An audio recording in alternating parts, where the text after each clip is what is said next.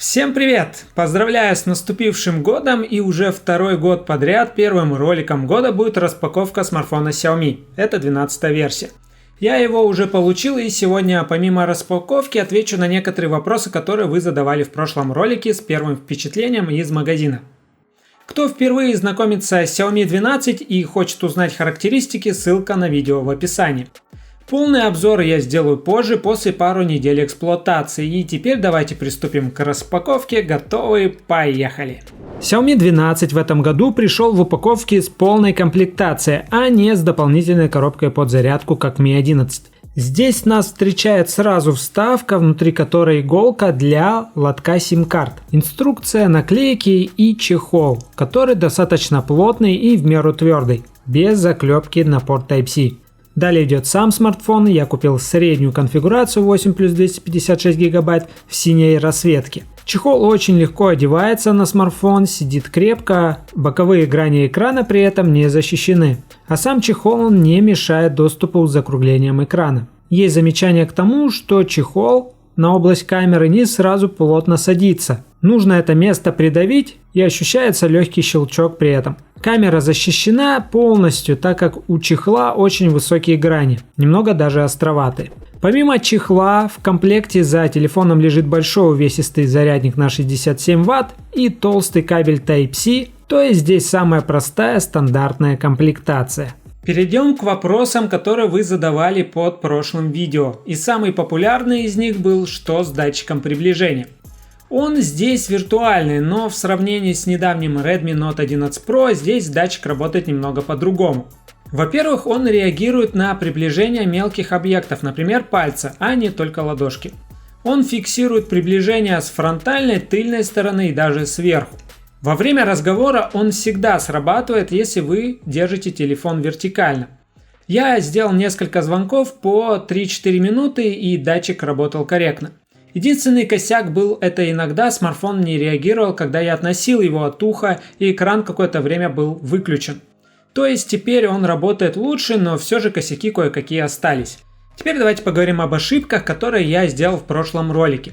Первое, это то, что в младшей версии Xiaomi 12X нет беспроводной зарядки, а у обычной 12 есть. Второй момент связан с тыльной крышкой обычной версии. Она здесь не такая шероховатая, как в Pro версии. Здесь нет текстуры, а крышка выполнена в матовом стиле с небольшим отблеском. Поверхность не маркая. Что касается впечатления от форм-фактора, то смартфон за пару дней мне очень понравился. Он комфортно и приятно лежит в руке и вызывает огромное желание его брать в руку и пользоваться. Что в чехле, что без.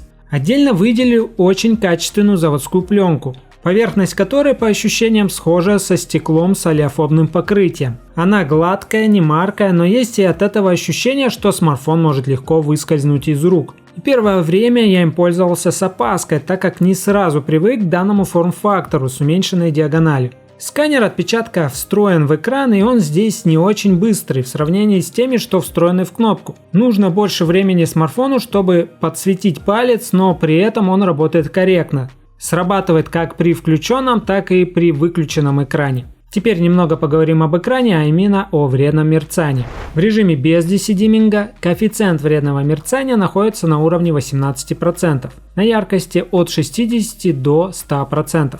При яркости ниже 60% повышается коэффициент, пиковое значение достигает на уровне 40% и составляет 30%. DC-димминг слегка поправляет ситуацию на низкой яркости и снижает пик на уровне 40% яркости с 30 до 20%. То есть при DC-димминге коэффициент вредного мерцания на уровне от 18 до 20% на всем диапазоне яркости. Always On Display в смартфоне имеет несколько режимов работы. Это урезанное время включения при тапе на 5 секунд, ранее было 10%, и постоянно включенный экран. Выключенный экран при этом не реагирует на тапы в краях дисплея, то есть таким образом исключены случайные включения при касании на закругленных гранях экрана, у которых, к слову, не такой большой изгиб, как у экранов водопадов.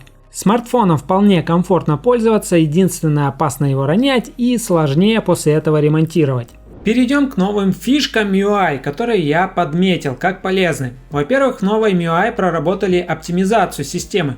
На мой первый взгляд, Xiaomi теперь сложно назвать глючным, так как за 2 дня эксплуатации я не встречал багов и косяков. Все работает очень плавно и быстро. В новой прошивке проработали виджеты и их приукрасили, расширили количество виджетов, но при этом почему-то пропали виджеты не китайских приложений, загруженных через Play Market. Еще важным новым обновлением является функция MIUI Plus. Это еще один шаг к расширению экосистемы Xiaomi. Через MIUI Plus можно подключить смартфон к ПК, быстро передавать файлы, текст и использовать многие функции смартфона через ПК. При этом можно открывать множество окон приложений. То есть здесь расширены функции мультизадачности смартфона. Можно подключить как ПК через приложение, так и планшет Xiaomi через один аккаунт MIUI. Это я опробую, когда обновится планшет до 13 версии. В общем, даже бета-версия MIUI Plus выглядит впечатляюще.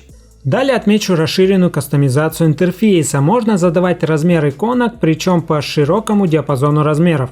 Также можно убирать текст с названия приложений. Появился у Xiaomi свой фирменный шрифт Mi Sans, он стоит по умолчанию. Помимо этого появилось большое количество живых обоев и куча заставок на Always On Display. Теперь что касается вибро. В Xiaomi 12 стоит непростой вибромоторчик. В новой MIUI очень детально проработали виброотклик, и он действительно ощущается при различных действиях. В прошивке есть анимированная демонстрация, в которой представлены 7 типов откликов с различной силой и частотой. В общем, вибро здесь крутое. Еще из дополнительных возможностей в новой MIUI отмечу умную колонку приложений быстрого доступа. Здесь при свайпе можно открыть список часто используемых приложений и перейти в мини-окно. Что-то похожее было ранее в режиме Game Turbo в играх. Сейчас это можно использовать в любом приложении и в рабочем окне. С мини-окнами также поработали, все стало плавнее, единственное, нельзя открывать более одного мини-окна. Это не все фишки MIUI 13, да и ролик не об этом, просто поделился своими наблюдениями, что явно ощущаешь на новой прошивке. К недостаткам я бы отнес это большое повторение некоторых настроек в разных разделах, что загромождает меню настроек. Теперь, что касается звука, он мне в целом понравился, качество звучания чистое, достаточно громкое. Баланс громкости динамиков в стерео, думаю, корректный. Но верхний динамик звучит чуточку тише, думаю, за счет того, что часть звука выходит через разговорные отверстия. В общем, со звуком здесь все отлично.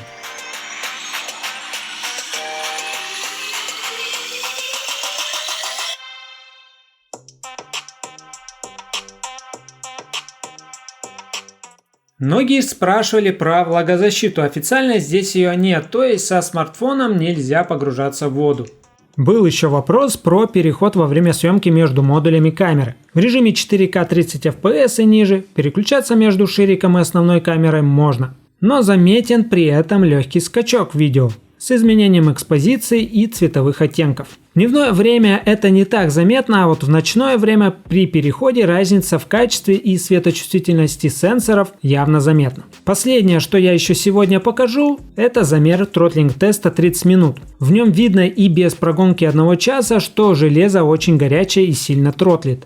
Падение происходит плавно, что говорит о прямолинейной зависимости тротлинга от нагрева. За 15 минут смартфон максимально нагрелся и производительность процессора держалась в пределах от 60 до 70% от максимального показателя, который составляет 357 Гц. То есть во время тротлинга производительность была от 215 до 250 Гц. Средний результат за 30 минут составил 263 Гц. В общем, на первый взгляд смартфон получился лично для меня зачетным. Он оправдал все мои ожидания и в каких-то моментах их превзошел. Прошивка порадовала тем, что косяков в ней мало, не как у обычных Xiaomi. А эргономика самого смартфона очень удобная и комфортная. В остальном экран, автономность, производительность и камеры нужно детально тестировать, дождаться первых обновлений прошивки и только потом делать окончательные выводы. Ваши мысли по поводу данного смартфона и ролика пишите в комментариях. На этом у нас все. До скорых встреч!